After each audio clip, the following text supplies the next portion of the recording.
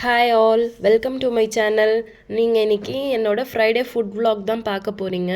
நான் Friday food கொடுக்குறதுக்காக புளி சாதமும் உருளைக்கிழங்கு பொரியல் தான் செய்யலான்னு சொல்லிட்டு பிளான் பண்ணி வச்சுருந்தேன். தான் ஃபஸ்ட்டு முன்னாடி நாளே நான் வந்து இது புளி காய்ச்சல் செஞ்சுட்டேன். இது பார்த்தீங்கன்னா நைட் ஒரு 10 மணி இருக்கும். என்னோடய ஹஸ்பண்ட் வந்து செய்ய வேண்டான்னு தான் சொன்னாங்க. ஏன்னா நாங்கள் ஃப்ரைடே ஊருக்கு கிளம்புறோம், எங்கள் அம்மா வீட்டுக்கு போகிறோம். அதனால சரி வேண்டாம், ட்ராவல் வேறு பண்ணுறதால ரொம்ப டயர்ட் ஆகிடும்னு சொன்னாங்க. சரி எனக்கு மனசு கேட்கல, செஞ்சிடலாம், நம்ம வீக்லி ஒன்ஸ் தான் கொடுத்துடலான்னு சொல்லிட்டு நான் செஞ்சுட்டேன். அதனால நோன்பு வேற இருந்தேன், ஷாபான் நோன்பு.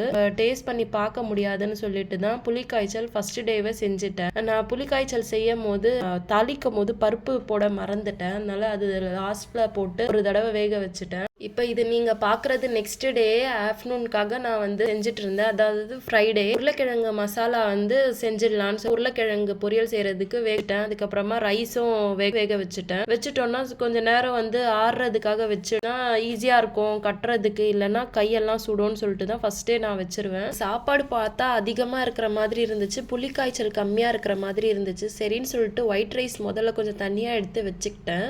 அதுக்கப்புறமா புளிக்காய்ச்சல் அதிகமாக இருந்துச்சுன்னா கொஞ்சம் சேர்த்துக்கலான்னு சொல்லிட்டு தான் கொஞ்சம் சாப்பாடு எடுத்து வச்சுட்டேன். இப்போ புளிக்காய்ச்சல் எல்லாமே போட்டு நல்லா கலக்கிட்டு ஒரு பொட்டலமாக வச்சு கட்டிட்டேன். நான் அன்றைக்கி பார்த்தீங்கன்னா 11 o'clock சாப்பாடு எல்லாம் செஞ்சு எடுத்துகிட்டு வந்து வச்சுட்டேன். ஆனால் டைம் பார்த்துட்டே இருந்தேன். டைம் வந்து தப்பாக பார்த்துட்டு இருந்திருக்கேன். 1:15 ஆகிட்டு இருந்துச்சு. நான் ஆனால் 12:15 தான் போல இருக்குன்னு சொல்லிட்டு உட்காந்துட்டு இருந்தேன். அப்புறமா என்னோட ஹஸ்பண்ட் கால் பண்ணியிருந்தாங்க. கால் பண்ணதுக்கு அப்புறமா தான் வந்து சரி 1:15 ஆகிட்டு இருக்குன்னு சொல்லிட்டு கட பொட்டலம் கட்ட ஸ்டார்ட் பண்ணிட்டேன். எப்பவுமே ஃபர்ஸ்ட் எல்லாமே நியூஸ் பேப்பர் கவர் அந்த மாதிரி வச்சு எல்லாமே அடுக்கிடுவேன். ஆனால் அன்னைக்கு டைமே இல்லை. அப்படியே ஒரு நியூஸ் பேப்பர்ல ஒரு கவர் வச்சுட்டு கவர் அப்புறமா மடிச்சு அந்த மாதிரி தான் பண்ணிட்டு இருந்தேன். எனக்கு சுத்தமாக டைம் இல்லை. நான் முன்னாடியே பார்த்துட்டு அதுக்கப்புறமா இந்த மாதிரி ஆயிடுச்சு, சீக்கிரமாக செஞ்சு கூட இந்த மாதிரி ஆயிடுச்சேன்னு சொல்லிட்டு ரொம்ப கஷ்டமாயிடுச்சு. இது வரைக்கும் நான் இந்த மாதிரி பண்ணதே இல்லை. முடிஞ்ச அளவுக்கு ஃபஸ்ட்டே நான் எல்லாமே செஞ்சு வச்சிருவேன்.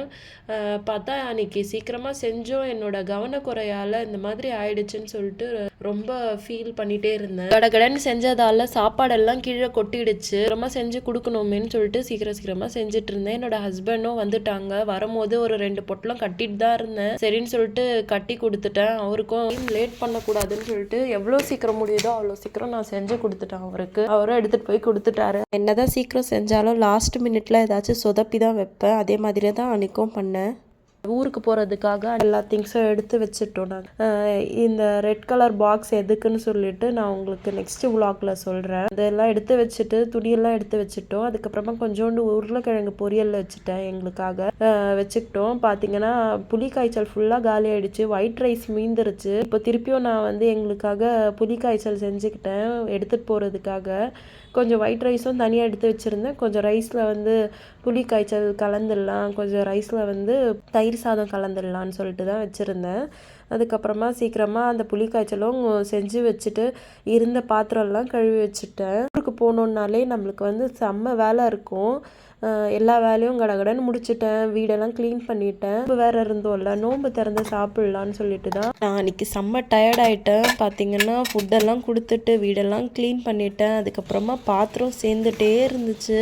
எவ்வளோ பாத்திரம் கழுவினாலும் பாத்திரம் வந்துட்டே இருந்துச்சு. ஏன்னா நிறையா ஃபுட்டெல்லாம் கொடுத்த பாத்திரம்லாம் இருந்துச்சுல்ல, அதெல்லாமே கழுவி வச்சுட்டேன். நான் ஒரு வழியாக எல்லாமே முடிச்சுட்டேன். திருப்பியும் சாப்பாடு செய்கிற மாதிரி தான் நான் ஆச்சு.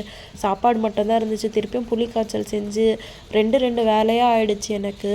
அன்றைக்கி வேறு நோன்பு வேறு, செம்ம டயர்ட். நான் ஃபுல்லாகவே எக்ஸாஸ்ட் ஆகிட்டேன். அதுக்கப்புறமா எல்லாமே அடுப்பெல்லாம் க்ளீன் பண்ணி வச்சுட்டேன். கீழே கேஸ் எல்லாம் ஆஃப் பண்ணிவிட்டு எல்லாமே கட்டி எடுத்து வச்சுக்கிட்டேன். ஜூஸ் போட்டுக்கிட்டேன். கிர்னி பழம் இருந்துச்சு, அதனால் கிர்னி பழம் ஜூஸ் போட்டுட்டு எல்லாமே எடுத்து வச்சுட்டு தண்ணியெல்லாம் எடுத்து வச்சுட்டு நாங்கள் கிளம்பிட்டோம். நான் எதுக்கு எங்கள் அம்மா வீட்டுக்கு போயிருந்தேன்னு சொல்லிட்டு நெக்ஸ்ட் vlogல உங்களுக்கு சொல்கிறேன். என்னோடய வீடியோ உங்களுக்கு பிடிச்சிருந்துச்சுன்னா லைக் பண்ணுங்கள், ஷேர் பண்ணுங்கள், சப்ஸ்கிரைப் பண்ணுங்கள், கமெண்ட் பண்ணுங்கள். பாய்.